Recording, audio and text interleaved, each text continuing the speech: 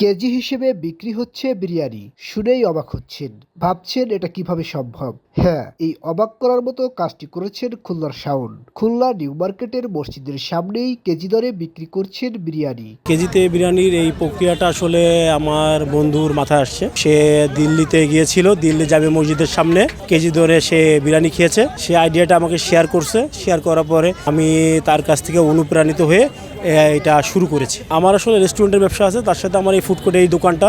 এখান থেকে আমি আমার রেস্টুরেন্টের খাবারটা এখানে বিক্রি করি। 100 টাকায় বিরিয়ানি কেউ বিক্রি করে না, আমার কাছ থেকে আসলে সে এটা নিতে পারবে। তো আমি আশা করি যে এইভাবেই যদি চলমান থাকে তো গরিব মানুষ, মধ্যবিত্ত, উচ্চবিত্ত সবার কাছ থেকে আমি সাড়া পাচ্ছি।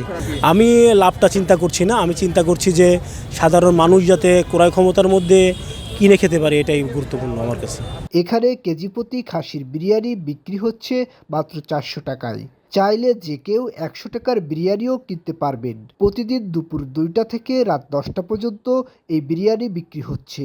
এখানে প্রতিদিন 110 কেজি বিরিয়ানি বিক্রি হয়। বিরিয়ানি 400 টাকা কেজি, সেই হিসাবে কিনতে আসছি। এমনি তো বাইরে রেস্টুরেন্টে খাইছি যে প্লেট হিসাবে, এবার কেজি হিসাবে দেখি পত্তায় পড়ে কিনা বা ভালো হয় কিনা, তার জন্য মনে করেন কি আসছি।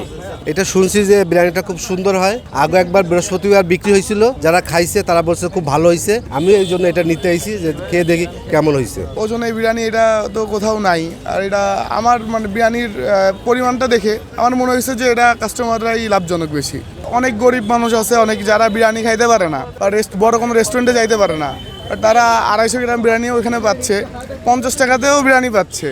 তো এটা তো অবশ্যই খুব খুশির বিষয়। শাওনের ব্যতিক্রমী এই উদ্যোগে সাধারণ মানুষও কম দামে খাসির বিরিয়ানি খেতে পারবে। SM. Rubayet, voice of tiger.